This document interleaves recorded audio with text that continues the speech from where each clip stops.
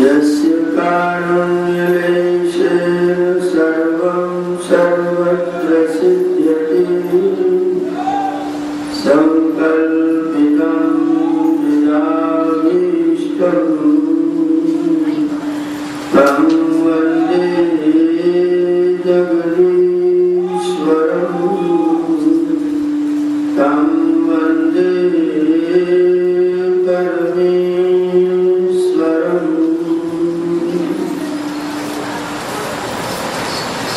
आदरणीय पंडित श्री कैलाश सरवर जी,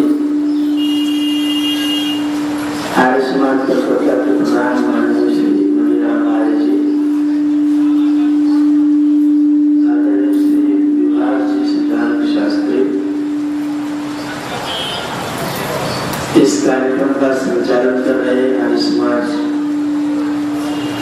के धर्माचार्य पंडित श्री रोहित जी, आचार्य उदयन जी, वंदनीय मातृशक्ति समादरणीय सज्जनों, रोज के लिए यह विषय निर्धारित था। आज उन्होंने कहा कि आप अपनी मर्जी से बोलिए। आपके मन में अनेक तरह के प्रश्न होंगे, अनेक तरह की शंकाएं होंगी। जब कोई व्यक्ति नया नया आर्य समाज में प्रवेश करता है तो लोग ऐसा समझते हैं कि धर्म भ्रष्ट हो गया है, नास्तिक हो गया है। आर्य समाज में आता है तो लोग समझते हैं कि ये कुछ और हो गया है, अभी तक जो था उससे कुछ अतिरिक्त हो गया है।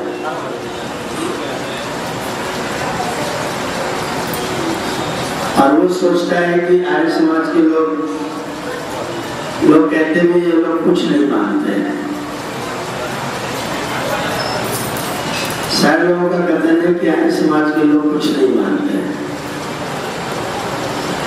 आर्य समाजी सोचते हैं कि हम ही ठीक मानते हैं, बाकी सब कुछ नहीं मानते हैं। ये बड़ा झगड़ा है। हम सोचते हैं कि हम ठीक मानते हैं और वो सोचते हैं कि ये लोग कुछ नहीं मानते हैं। बिना कुछ माने तो कोई रह नहीं सकता, इसलिए कुछ ना कुछ तो अवश्य ही मानता होगा। ईश्वर दयानंद सरस्वती ने जब आर्य समाज की स्थापना की तो उन्होंने हृदय की बड़ी गहराइयों से कहा कि कोई नवीन मत मतांतर चलाना मेरा उद्देश्य कदापि नहीं है। कोई नवीन मत मतांतर बहुत सारे करेंगे, एक मैं भी खड़ा कर दूं, ऐसा मेरा कोई उद्देश्य नहीं है। मैं चाहता हूं कि पिछले 3500 सालों में जो खड़े हुए वो सब के सब लेट जाए। सबसे पुराना इतिहास 3500 सालों का है, बस उससे पहले कोई अजय बजय नहीं। 3500 साल में जिन लोग खड़े हुए हैं, जिन्होंने अपना सिर उठाया है, वो सब के सब लोग लेट जाए। और 3500 साल पहले जो खड़ा था वो फिर से यहाँ आकर के खड़ा होता है। 3500 सालों में जो बहती हुई वेद रूपी गंगा के ऊपर पाखंड और आडंबर रूपी काई जमा हो गई है, इस काई को तोड़ करके और जो वेद की पवित्र पयस्विनी वहा करती थी, वह पयस्विनी फिर से भारतवर्ष में गए, इसलिए आर्य समाज की स्थापना की गई थी। ईश्वर चाहते थे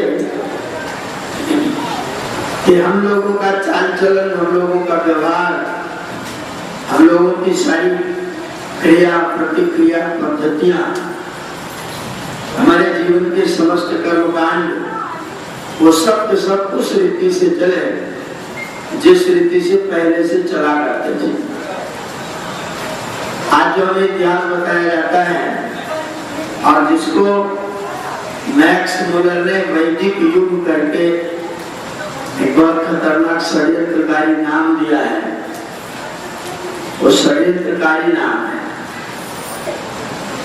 इन्होंने वैदिक युग करके जिस युग को परिभाषित किया है वो युग है जो वैदिक व्यवस्था के बिगाड़ का युग है। वैदिक व्यवस्था के बिगड़े हुए युग को इन लोगों ने वैदिक युग कहा। यज्ञों में पशुओं की हिंसा, नारियों का निरादर, महिलाओं की अशिक्षा, उनकी पढ़ाई न करने देना, जातियों की व्यवस्था, ये सारी की सारी व्यवस्था जो दोष थे, उन दोषों को इन लोगों ने वैदिक युग का नाम दिया। और वो वैदिक युग सारा का सारा दोष वेदों के ऊपर मर दिया गया।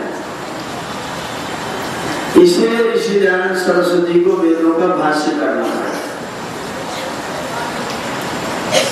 यजुर्वेद के 6वें अध्याय में एक मंत्र है, वाचम ते सुंधामि, प्राणम ते सुंधामि, चक्षुष ते सुंधामि, श्रोत्रम ते सुंधामि, नाभिम ते सुंधामि, मेघम ते सुंधामि। सरल सा अर्थ है, वाचम ते सुंधामि, मैं तेरी वाणी को पवित्र करता हूँ। श्रोत्रम ते सुंधामि, तेरे कान को शुद्ध करता हूँ। चक्षुष ते सुंधामि, तेरी आंखों को पवित्र करता हूँ। ये सारा मंत्र पढ़ करके कहा गया है कि मैं तुम्हारे इन इन अंगों को पवित्र करता हूँ। आचार्य महीधर ने जब इसका अर्थ करना शुरू किया, शब्द वही वाचन के सुंधामि, प्राणन के सुंधामि।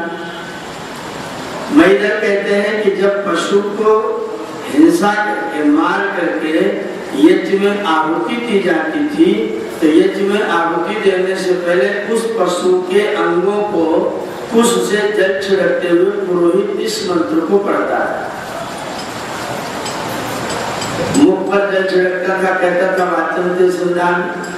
कान पर छिड़कता था, कहता था। मंत्र का अर्थ ये है, मृत पशु के अंगों पर जल छिड़कते हुए पुरोहित कहता है कि मैं तेरी वाणी को शुद्ध करता हूँ। ऋषिवर दयानंद सरस्वती का उदय हुआ। ऋषिवर आए, उन्होंने वेदों के इस तरह के भाष्यों को देखा और देखने के बाद जब इस मंत्र को अपने दृष्टिकोण से सोचना शुरू किया, तो आप लोगों की जानकारी के लिए प्रत्येक वेद के प्रत्येक मंत्र पर उस मंत्र का देवता भी लिखा हुआ है।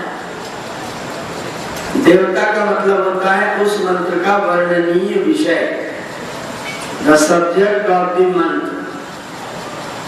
मंत्र का विषय क्या है? महीधर कहते हैं कि अस्य मंत्र से पशु याग विनियोग, इस मंत्र का पशु के याग में विनियोग है। ऋषि ने कहा इस मंत्र का देवता सरस्वती है, ज्ञान है, विद्या है। विद्यार्थी जब आचार्य के पास में आता है, आचार्य उसको उपनयन देता है, सामने बिठाता है और आचार्य विद्यार्थी के सिर पर हाथ फेरता हुआ कहता है कि ऐ मेरे बच्चे, अगर तू गुरुकुल में रहेगा तो वाचम ते सुंधामि, मैं तेरी वाणी को एकदम शुद्ध कर दूंगा। प्राणम ते सुंधामि, मैं तेरे प्राणों को पवित्र कर दूंगा।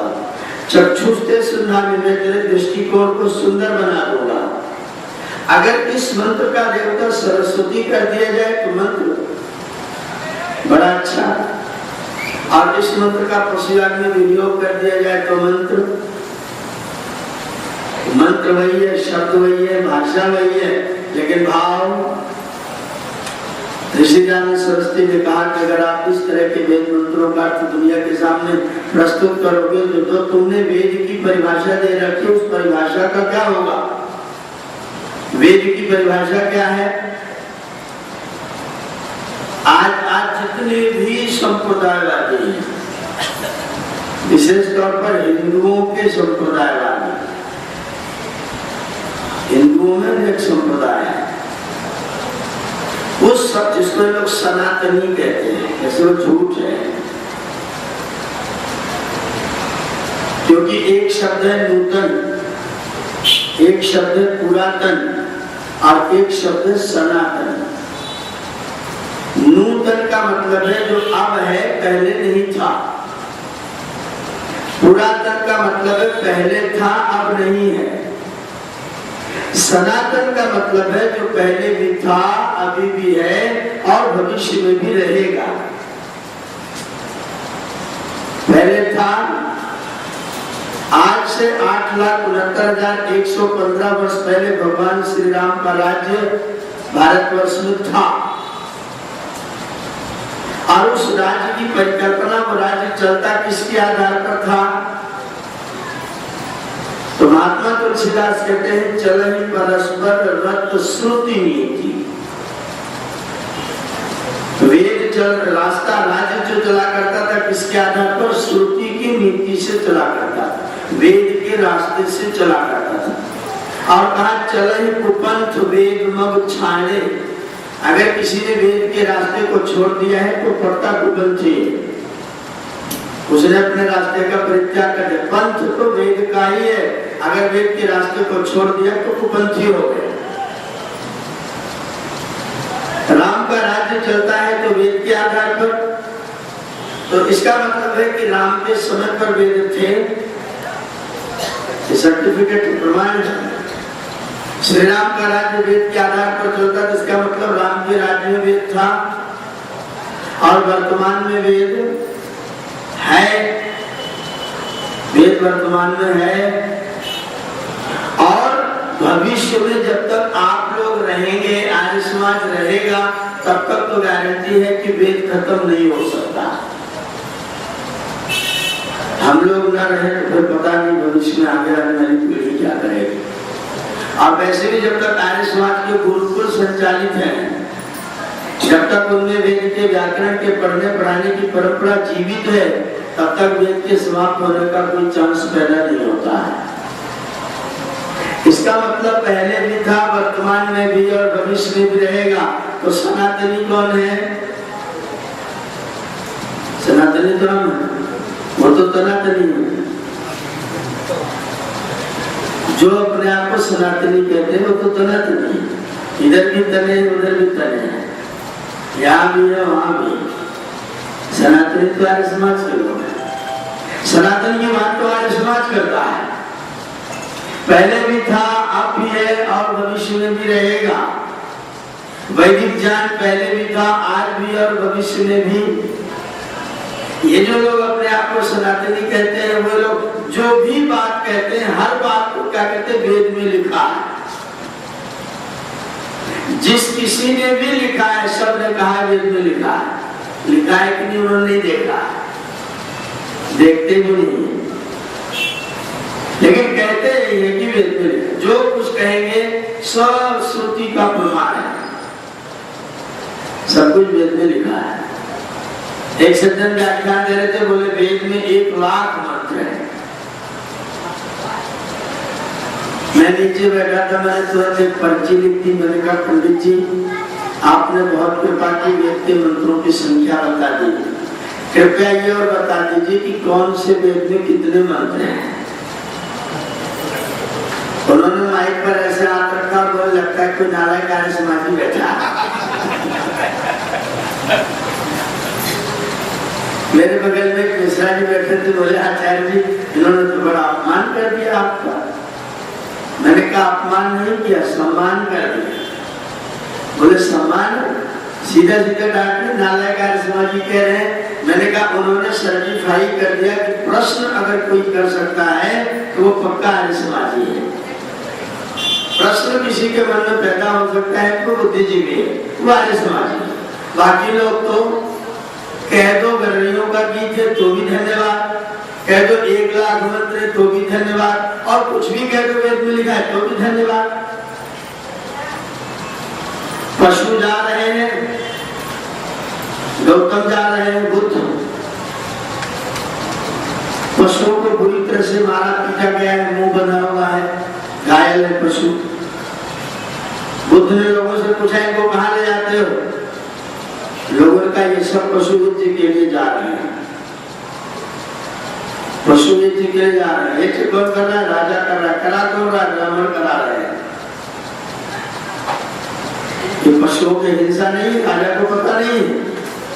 उन लोगों ने कहा कि वेद में लिखा है। वेद में लिखा है इसका मतलब गौतम ने कहा इस वेद को रचने वाले ईश्वर को, इस यज्ञ को कराने वाले ब्राह्मणों को, और ऐसे वेदों को जिसमें बात लिखी, मैं इन तीनों चीजों को नहीं मानता। जा रहे थे, किसी ने कहा भैया तुम्हारे कान को कौवा ले गया, बस डंडा लेकर के कौवा के पीछे पड़े, पूरे दिन घूमते हैं। एक गांव में पहुंचे, गांव के लोगों का कहाँ था, और लड़का मेरा कान कौवा ले गया। कौन सा ले गया है? बोले ये तो पता नहीं, देख लेते हैं। टोले पता लगा तो दोनों है, तो कहा भले तो फिर ढूंढ क्या रहे थे? बोले वो उन्होंने कहा तुम्हारा कान कौवा नहीं। ये प्रश्न पैदा नहीं हुआ कि कौन से वेद में कहा, कौन से मंत्र में ये बात लिखी है कि पशुओं की हिंसा करनी चाहिए। कौवा कान ले गए, इसलिए वेद को छोड़ दिया, ईश्वर को छोड़ दिया, ब्राह्मणों को निंदा करना शुरू कर दिया। ऋषिवर्धन सरस्वती के सामने भी ये बातें आई। इन्होंने कहा वो वेद कहाँ है, जरा मुझे दिखाओगे। लोगों ने कहा वेद को तो शंकासुर ले गया, वो तो है ही नहीं, कहाँ देखोगे? ऋषिवर ने कहा हम देखेंगे। ऋषिवर ने वेदों को खोजा, खोज के निकाला, लाके उठा के सामने रख दिया। बोले शंकासुर वेदों को नहीं ले गया, तुम्हारी खोपड़ी को जरूर उठा ले गया है। शंकासुर वेदों को नहीं ले गया, तुम्हारे मस्तिष्क को शंकासुर उठा ले गया है। तुम्हारी गुलामी तुम्हारे दिमाग में फर गई है बुरी तरह से, इसलिए तुम्हारे वेदों को शंकासुर उठा ले गया है। वेद ये सामने प्रत्यक्ष है। और आज ऋषिवर्धन सरस्वती की अत्यंत कृपा से तमिल में, तेलुगु में, मलयालम में, गुजराती में, हिंदी में, अंग्रेजी में, आपके बंगला में वेद मंत्र वेदों का भाष्य उपस्थित है। ऋषिवर्धन सरस्वती की कृपा से उपस्थित है। ऋषि नहीं आए होते तो लोग कहते थे वेद के मंत्र का अर्थ ही नहीं करना चाहिए। एक बहुत अच्छे योगी हुए महर्षि योगी, नाम सुना होगा, महर्षि महेश योगी।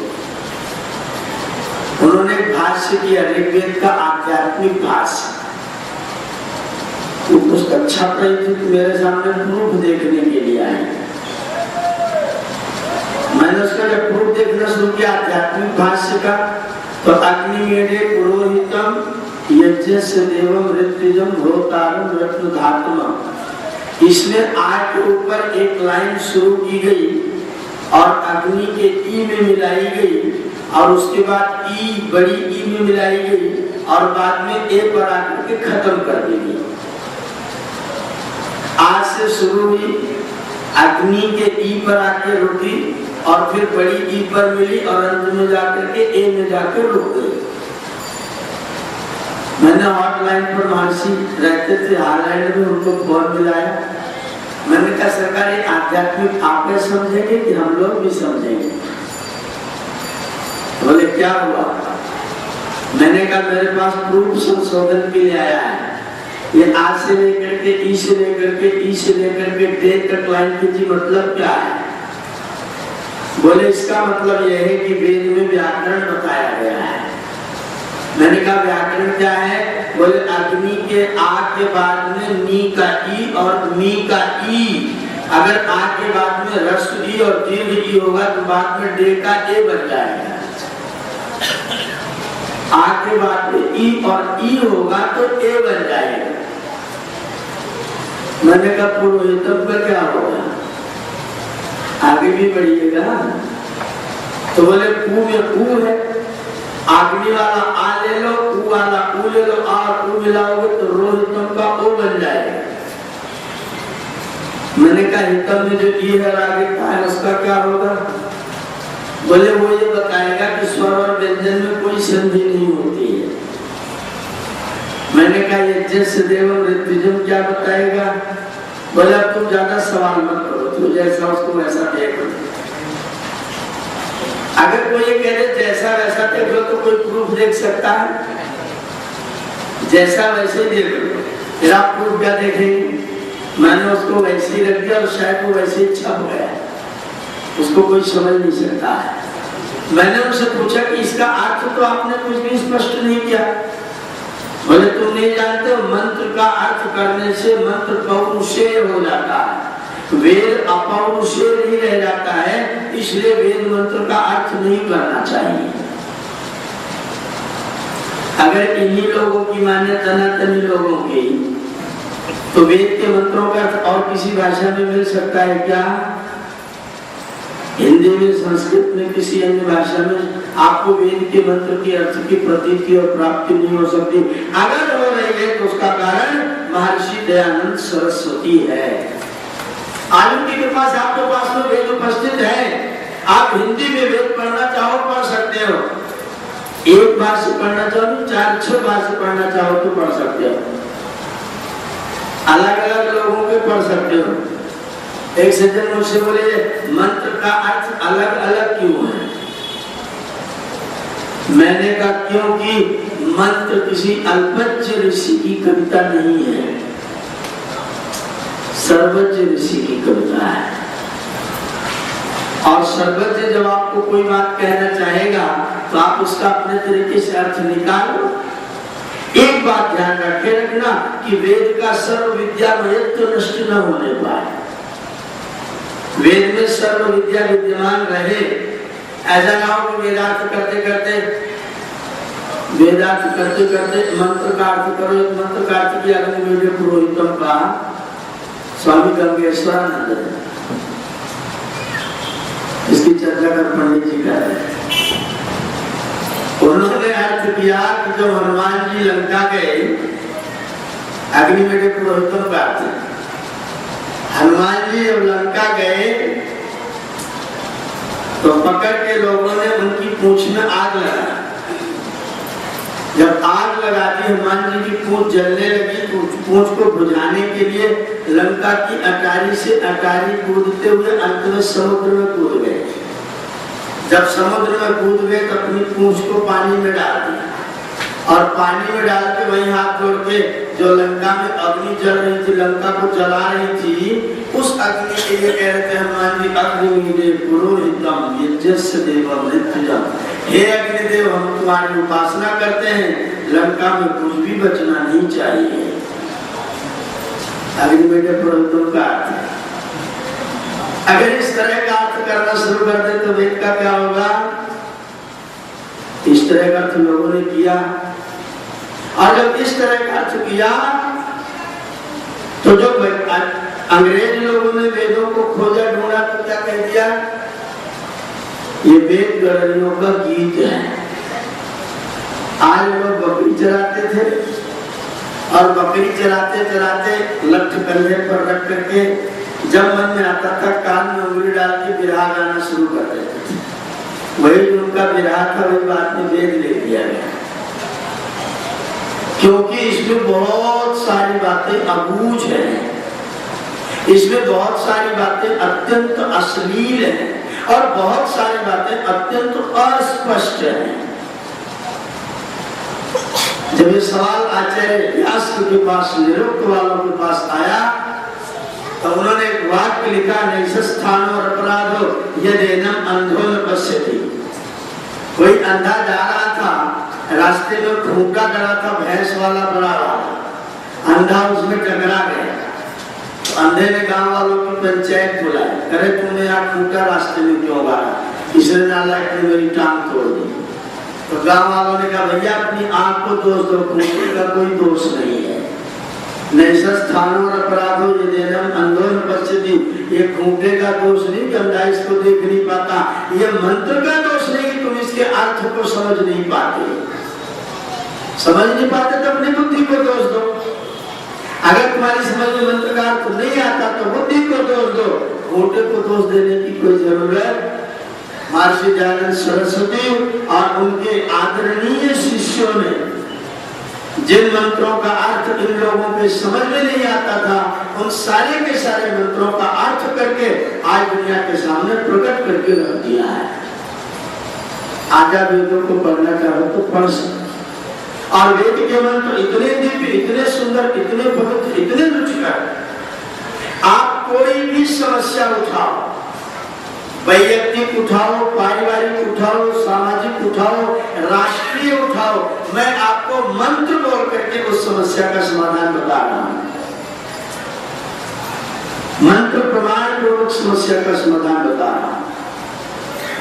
ऋषि दयानंद सरस्वती को छोड़कर आचार्य शंकर और बड़े बड़े पौराणिक विद्वानों ने जो वेद को समझते थे, उन्होंने भी जब वेद के प्रमाण देने की बात आई तो वेद के मंत्र को प्रमाण के रूप में प्रस्तुत नहीं किया। ब्राह्मण ग्रंथों के वाक्यों को, उपनिषदों के वाक्यों को वेद करके प्रस्तुत किया। ऋषि दयानंद अकेले ऐसे ऋषि हैं जिन्होंने किसी भी समस्या का समाधान ब्राह्मण ग्रंथों में व्याख्या में नहीं, सीधे सीधे मंत्र में प्रस्तुत किया और ये प्रतिष्ठापित किया कि ये वेद प्रमाण है, मूल वेद ये प्रमाण है। कोई उपनिषद, कोई उसका अर्थ, कोई उसकी व्याख्या, कोई पुराण का श्लोक इसमें प्रमाण नहीं, बल्कि स्वयं वेद मंत्र साक्षात प्रमाण है प्रत्येक समस्या का। आदरणीय पढ़ रहे थे मंत्र हमारे कर्मठ जी मंत्र पढ़ रहे, स्वस्थ पंथानुचरे, स्वस्थ स्वस्थ अस्थि क्रिया पर कर्तवान का होता है। इसको अगर वैदिक भाषा में सुअस्तु कर दो तो अर्थ बढ़िया होगा। सुअस्तु माने कल्याण हो, आशीर्वाद दे रहे परमात्मा तुम्हारा कल्याण हो, ये धन्य हो गए। बोले फिर तो प्रभु कृपा प्राप्त हो गई, तो कल्याण निश्चित है, क्योंकि परमात्मा ने आशीर्वाद दे दिया। एक सज्जन खड़े परमात्मा ने आशीर्वाद कब दिया था? बोले तो सृष्टि के आदि में ही दिया था। बोले लेकिन कल्याण तो हुआ नहीं, सब तो सब दुखी है। जब परमात्मा ने कहा था कल्याण हो जाए तो हुआ क्यों नहीं, दुखी क्यों ऐसा? भगवान ने कहा थोड़ा सा आगे भी तो बढ़ो, स्वस्थों पर ही क्यों अटकते शास्त्रार्थ करने लगे? बोले कहां बोल मिलागे? बोलो पंथानुचरे, रास्ते पर चलो तब कल्याण होगा। कल्याण कब होगा? जब रास्ते पर चलो, पंथानुचरे, रास्ते पर चलोगे तो कल्याण होगा। बोले रास्ता तुम्हें मालूम नहीं, रास्ता नहीं मालूम तो किस पर चले? बोले रास्ता ढूंढ लो। बोले रास्ता तो मिलता ही नहीं। बोले हम बता देते हैं। बोले वो रास्ता क्या? बोले सूर्य चंद्रमसा विव, उस रास्ते पर चलो जिस रास्ते पर सूर्य और चंद्रमा चलते हैं। बोले सूर्य और चंद्रमा किस रास्ते पर चलते हैं? बोले 1000 साल पहले से किस तारीख को सूर्योदय होगा इसका पता लोगों को हो जाता है। 1000 साल के बाद कब चंद्रोदय होगा इसका भी पता लोगों को चल जाता है। क्यों? क्योंकि सूर्य हमेशा नियम से चलता है। हमारे आपके कल्याण का रास्ता है नियम से चलो। जिस जीवन में कोई नियम नहीं है वो जीवन कभी भी अच्छा, हमारी घड़ी राइट टाइम देती है, अगर इसकी सुइयों को ढीला कर दिया जाए तो सही टाइम क्यों दे रही है? क्योंकि सब चीज ठीक ठाक नियम में है। मोबाइल आपका सही सब चीज ठीक ठाक कर देता है, क्योंकि सब चीज अगर सब ढीला डाला हो जाए तो वेद भगवान ने कहा रास्ते पर चलोगे तो कल्याण पक्का है, अगर रास्ते पर नहीं चलोगे तो कल्याण नहीं होगा। रास्ते पर चलना इसका मतलब नियम पर चलो। सूरज जब उगता है तो ताम्र वर्ण का होता है और अस्त होता है तो भी ताम्र वर्ण का ही होता है। हमारे जीवन में कभी सुख आते हैं और कभी जीवन में दुख भी आते हैं। कभी हमारा उदय होता है, कभी हमारा अस्त भी होता है। उदय हो तो उछलना मत और अस्त हो तो चिल्लाना मत। जैसे सूरज उदय और अस्त के समय एक समान रहता है, वैसे सुख हो या दुख हो दोनों स्थितियों में एक समान रहने की कोशिश करना, धैर्य धारण करना, स्वस्ति तुम्हारा कल्याण होगा। सूर्य स्थापित है, इस सूर्य के चारों ओर पृथ्वी, चंद्र, बुध, बृहस्पति, शुक्र, शनि ये सब के सब चक्कर काट रहे हैं सूरज के आकर्षण में सब के सब चक्कर काट रहे हैं, इसलिए वेद में सूर्य को कृष्ण कह रखा। वेद में सूर्य को कृष्ण कहा। आश्च शुक्लम आहार अर्जुनम आश्च कृष्णम आहार अर्जुनम। ये कृष्ण नहीं है, ये अर्जुन भी है। अब इसको लोग कहें कि महाभारत के बाद में लिखा गया है, इसलिए आप कहते हैं वेद का कोई भी शब्द रूढ़ नहीं है, सब के सब यौगिक है। अर्जुन माने सफेद, कृष्ण माने आकर्षण करने वाला। सूर्य कृष्ण है क्योंकि सारे ग्रह नक्षत्रों को अपने आकर्षण में रखता है। पृथ्वी सूरज से जितनी दूर है, अगर उसको 4 इंच पास में कर दे तो चलेगा? पूरी की पूरी धरती पिघल के बह जाएगी। और अगर सूरज को पृथ्वी से 4 इंच दूर कर दे तो पूरी पृथ्वी जम जाएगी। परमात्मा ने पृथ्वी को सूरज से ठीक उतनी दूर पर स्थापित किया है जितने पर धरती पर मनुष्य आराम से अपने जीवन को व्यतीत कर सके।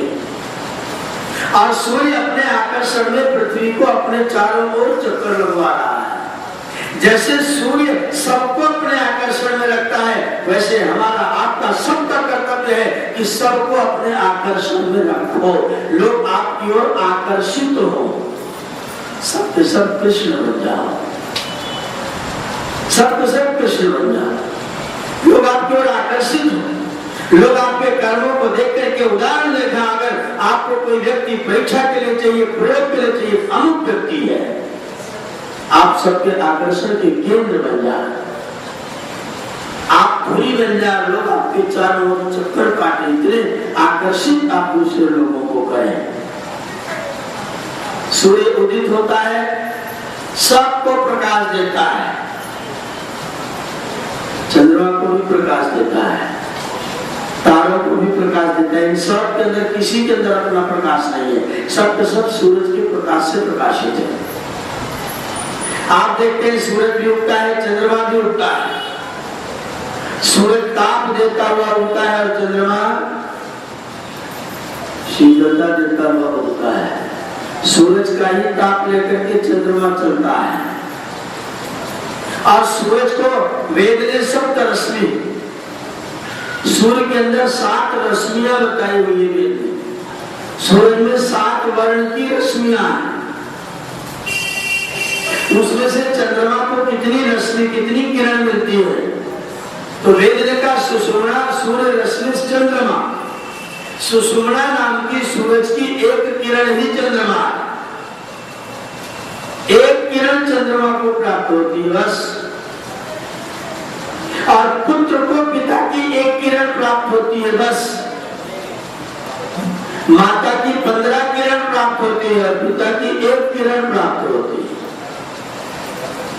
पुत्र के शरीर के निर्माण में माता और पिता के शरीर का 15:1 के अनुपात से खर्चा होता है।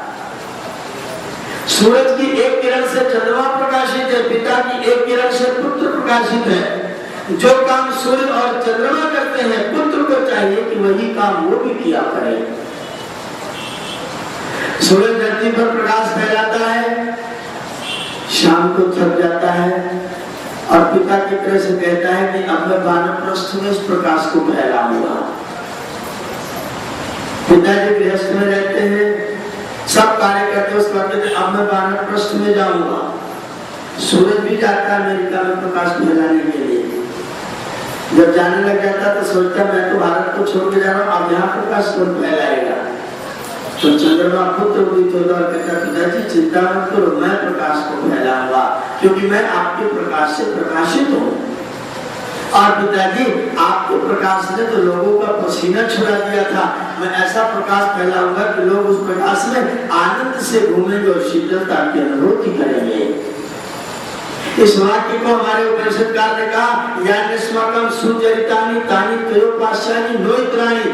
जो पिता के सुंदर चरित्र हैं, पुत्र को चाहिए कि उन चरित्रों को धारण करें। अगर पिता के अंदर कोई दोष द्वेष दुर्गुण दुर्व्यसन हो तो उसको पुत्र को धारण नहीं करना चाहिए। जैसे सूरज ताप देता है लेकिन चंद्रमा शीतलता देता है, वैसे पुत्र को चाहिए कि पिता के केवल गुणों का विकास करे। अगर उससे किसी को परेशानी थी तो उन गुणों का विकास ना करे। अगर पुत्र पिता के गुणों को धारण करता है, उसकी हेरिटेज को धारण करता है, उसकी विरासत को, जीवन के जो मापदंड उसने अपने निर्धारित किए थे उन मापदंडों को अगर पुत्र धारित करता है तो निश्चित तौर पर कल्याण होगा। अगर पुत्र लोग पिता की सारी बात ही बोला दे, शिष्य लोग अपने गुरु की सारी बात ही बोला दे, जो गुण गुरु ने धारण किए थे अगर उन गुणों को शिष्य भुला दे तो आज जो मैं बोल रहा हूं ये मेरा नहीं है,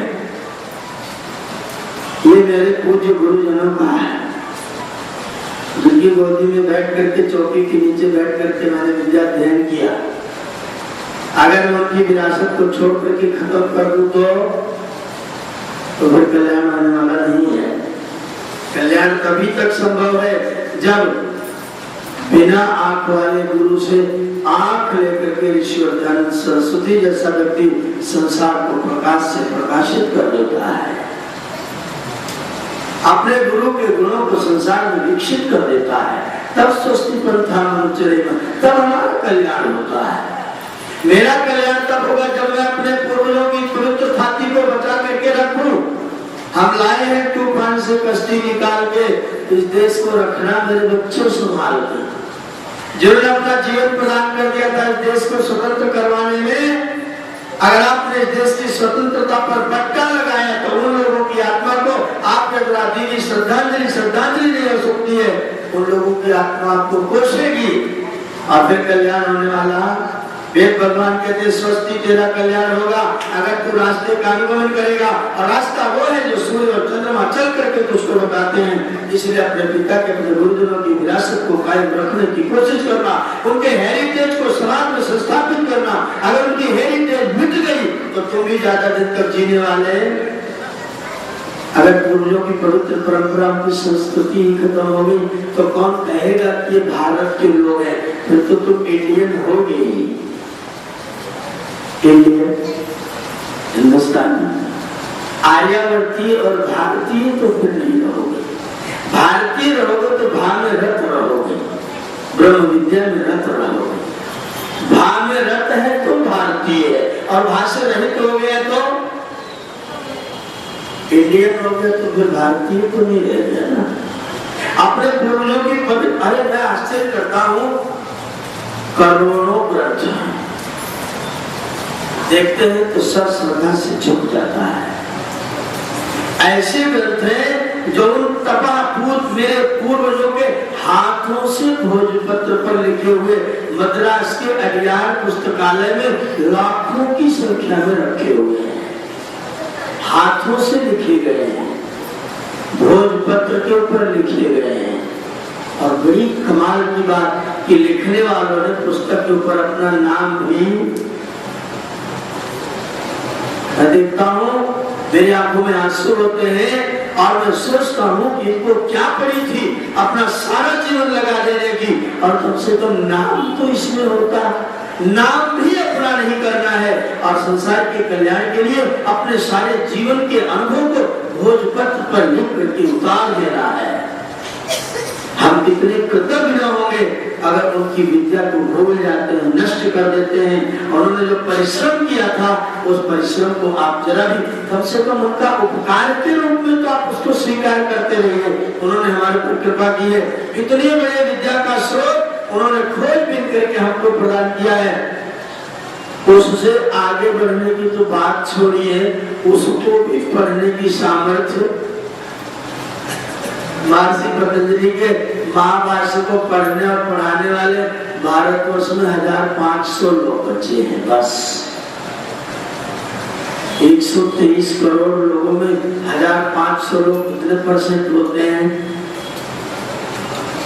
और ये भी खत्म हो जाए तो ईश्वर दयानंद सरस्वती का आगमन ना हुआ होता तो शायद बड़ा संकट आने वाला था। ईश्वर ने सिर्फ ज्योति जलाई, एक ऐसी आग लगाई जिस ज्योति के आधार पर, जिस आलोक में आज आप फिर से अपने ऋषियों के ग्रंथों का दिग्दर्शन कर सकते हैं। सारे के सारे वेद सूत्रों को, सारे के सारे धर्म सूत्रों को, सारे स्वर्ग सूत्रों को बटोर करके महर्षि दयानंद सरस्वती ने सुंदर संपादन करके और सारे कल्प का एक ग्रंथ संस्कार विधि के रूप में आपको प्रदान कर दिया। संस्कार विधि दिया, विधि दिया है आपको ठीक रहने के लिए, निधि दिया है आपको, निधि दिया, गो करुणा निधि दिया। ऋषि ने हमको जीवन जीने का विधि दिया है। सारे गौ माता को ठीक रख, गौ माने पृथ्वी, गौ माने गाय, पृथ्वी माता को, गौ माता को ठीक रखने के लिए, गौ माता की सुरक्षा के लिए निधि दिया है। फिर भी समझ में नहीं आए तो व्यवहार का भानु दिया है, और तब भी गरीब बने रहो तो सत्य अर्थों का प्रकाश कर दिया है, सत्यार्थ प्रकाश बना दिया है। सारी कृपा महर्षि दयानंद सरस्वती ने हमारे और आपके लिए किया।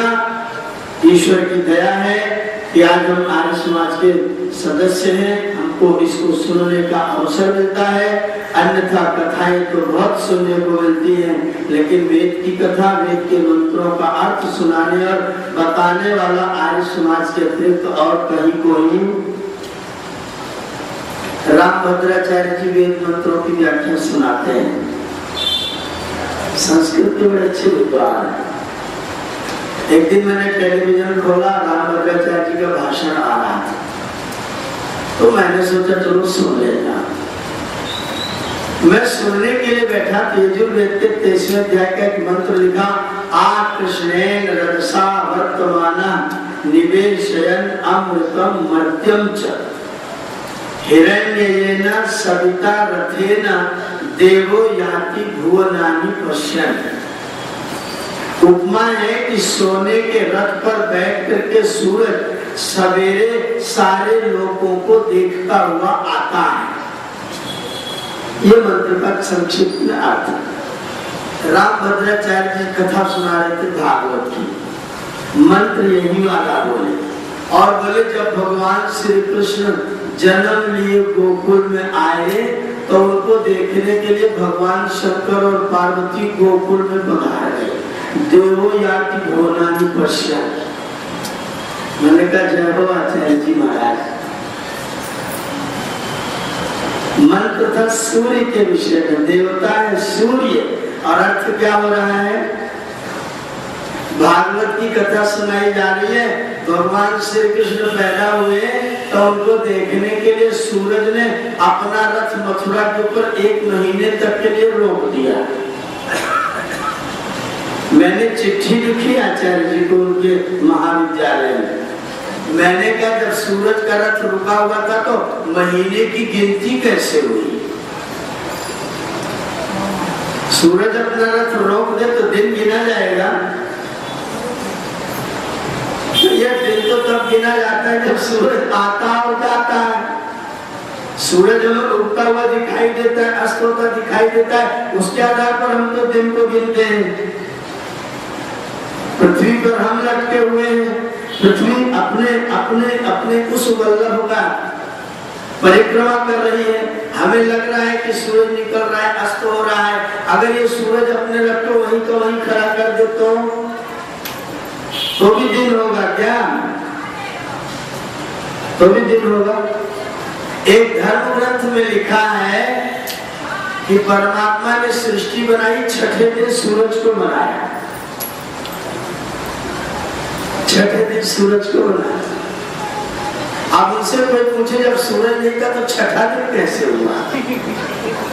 सूरज तो छठे दिन बना, और वो पहले वाले 5 दिन बनाए किसने? सूरज का नाम है दिनकर, दिन को करने वाला। जब वो बना ही नहीं था तो दिन को किसने किया? ये कथा चलती है, और कथा सुनते कितने लोग हैं? इतने लोग नहीं, हजारों में। और कथा क्या चल रही है? सूरज गोकुल के ऊपर खड़ा है, महादेव कृष्ण का दर्शन करने के लिए गोकुल में पधार गए हैं। गोकुल में नाच राग रंग हो रहा है और भगवान महादेव पार्वती दोनों उसमें ठुमके लगा रहे हैं। सूरज ने अपना रथ वहीं लाके खड़ा कर दिया है और लोग कहे सत्यवचन महाराज कथा सुनकर के तृप्त हो गए। मैंने कहा गड्ढे में गिर के डूब के मर गए नालायक कि तृप्त हो गए। उल्टा का सीधा जो मर्जी है जो कुछ सुना तो भी तृप्त होते हो। तुम्हारी तृप्ति का कोई भरोसा है? तो जो वैदिक सिद्धांत है जहाँ सत्य असत्य का विचार है, याद रखना हम मनुष्य हैं और मनुष्य का मतलब यह मनुष्य जो विचार करता है और जिसके विचार की परंपरा मर जाती है वही से मनुष्यता को मर जाती है। इसलिए विचार की परंपराओं को मारना नहीं और विचारों की परंपराओं को ईश्वर ज्ञान सरस्वती ने आकर के फिर से जगाया और आपको सबको जागरूक किया। सो मत जाना, अगर सो गए तो लुट जाओगे, जागते रहोगे तो कल्याण बना रहेगा। वेद का संदेश है यो जागार तम ऋचक्का मिलते, यो जागार तम सामान्यन्ति, यो जागार तम सोम आ तब आम अस्मि सख्य नियोगा। जो जगता है परमात्मा उसे ही कहते हैं कि तू मेरा मित्र है और जो सो जाता है परमात्मा भी उसका मित्र। सोते लोगों की सहायता कोई भी नहीं करता है। इसलिए जागरूक रहना, अपने सिद्धांतों के प्रति सन्नद्ध रहना, अपने सिद्धांतों की ढंग से जानकारी रखना और उनके ऊपर दृढ़ता पूर्वक पालन करने के लिए सदैव तत्पर रहना। इस कार्यक्रम के अंतिम व्याख्यान के रूप में मैं आपको यह संदेश देना चाहता हूँ, कदाचित सो न जाना, कदाचित लेट न जाना, क्योंकि आर्य समाज लेट जाएगा तो बाकी तो सबके सब राम नाम सत्य हो जाएंगे। मैं नहीं कह रहा हूं, महामना मदन मोहन मालवीय जी ने कहा अगर आर्य समाज खड़ा हो जाएगा तो हिंदू समाज बैठ जाएगा, आर्य समाज बैठ जाएगा तो हिंदू समाज लेट जाएगा, आर्य समाज लेट जाएगा तो हिंदू समाज सो जाएगा और हिंदू समाज अगर आर्य समाज सो जाएगा तो हिंदू समाज मर जाएगा। अगर जीवित रहना हो तो जगते रहना चाहिए, सो मत जाना, नहीं तो बचना मुश्किल हो जाएगा। लोग हमें बुरा बुरा कहते हैं ये तो आर्य समाजी ये मेरा पता नहीं क्या क्या नास्तिक है। जब कोई मुझे नास्तिक कहता है तो बहुत खुश होगा। एक चौधरी को सांप ने काट लिया, हरियाणा का आदमी था, प्रधान था गांव का सरपंच, उसको काट खाया सांप ने। एक वैद्य जी को बुलाया गया, वैद्य जी ने उसको 1 किलो गाय का घी काली मिर्च डाल के पिला दिया और बोले अगर ये सो गया तो मर जाएगा, जगाते रहना। वैद्य जी चले गए। वैद्य जी गए तो प्रधान जी चौकी पर बैठे कुर्सी पर। थोड़ी देर बाद उनको झपकी आना शुरू हुआ, घर के लोग रोने लगे, सो गए तो मर गए, अब क्या करें। एक दलित लड़का था गांव का, वो खड़ा हो गया, बोले अगर आप लोग बुरा न मानो तो मैं चौधरी साहब को जगा सकता हूँ, जगा जो कुछ भी करो लेकिन इनको जगना चाहिए। वो चौधरी साहब के पास गया, उन्हीं का जूता उठाया, उनकी आंख के सामने ऐसे लाके दिखाया और कहा तुम बहुत दिन तक गांव की चौधरी रहेगी, इतने जूते मारूंगा कि चेहरा पहचान में नहीं आएगा। अब आप सोच सकते हो चौधरी का क्या हाल हुआ। एकदम स्टैंड खड़े हो गए और खड़े होकर दूसरा जूता उठाया, भाग ले तुम इतनी दूर भागे, हरामी तेरी हिम्मत कैसे हुई। और वो पीछे पीछे लड़का और आगे आगे चौधरी साहब, भागते भागते रात के 2 बज गए, हाफने लगे चौधरी साहब, आके फिर से कुर्सी पर बैठ गए, बोले अब तुझे सवेरे देखूंगा, अभी मुझे नींद आ रही है। चौधरी साहब बैठे, थोड़ी देर बाद फिर से झपकी आना शुरू हुई, घरवालों का जगह जगह इनको कैसे करके जगा। वो लड़का फिर से जूता लेके आगे, बोले अब की बात तो मार के ही छोड़ूंगा। चौधरी साहब ने कहा अच्छा तुम मानेगा नहीं, तुझे ठीक करना ही पड़ेगा, अब की बार रुकूंगा नहीं, तू भाग जितनी दूर भागेगा। चौधरी साहब फिर खड़े हो गए, दौड़ते दौड़ते सूर्य निकल आया।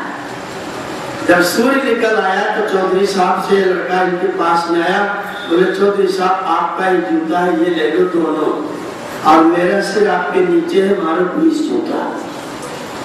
चौधरी साहब ने कहा पूरी हिम्मत कैसे मुझे ऐसा कहने की? बोले वैद्य जी ने कहा था कि अगर चौधरी सो जाएगा तो मर जाएगा, मैंने आपको जगाने के लिए ऐसा कहा था। अब आप खतरे से बाहर हो चुके हैं, अब आप मुझे जो दर्द देना चाहो दे लो। चौधरी की आंखों में आंसू आ गए, जूता नीचे रख दिया और उठा करके उस लड़के को गले से लगा दिया। मेरे प्यारे बच्चे, तूने तो मेरे प्राण बचा दिए, मैं तेरा धन्यवाद करता हूँ। ये चौधरी साहब, ये हमारे सनातनी तथाकथित लोग, इनको काट खाया है सांप ने, आडंबर पाखंड के सांप ने इनको काट लिया है।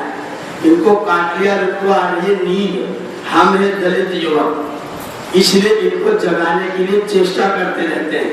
इनको बुरा लगता है जिससे कि ये जगते रहें। अगर हम ये नहीं कहेंगे सब के सब सो जाएंगे तो मर जाएंगे, इसलिए बुरा भले ही माने, लेकिन हम इनको ये बात कहते ही रहेंगे जिससे जगते रहे और जिंदा बचे रहे।